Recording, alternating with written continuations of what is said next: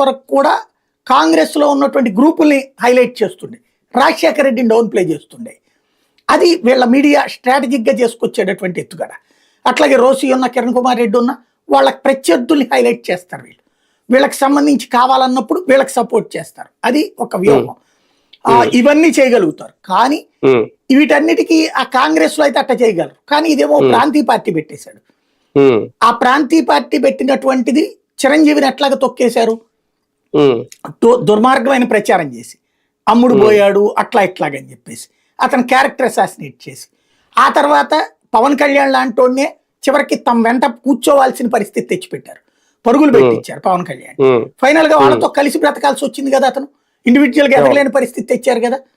అంటే ఆ మీడియా దెబ్బకి తట్టుకోలేక వాళ్ళతో కాంప్రమైజ్ అయిపోయాడు.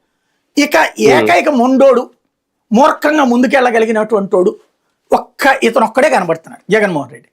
కాబట్టి ఇతన్ని మీడియా ద్వారా ఇప్పటికీ బద్నాం రోజు చేస్తూనే ఉంటారు.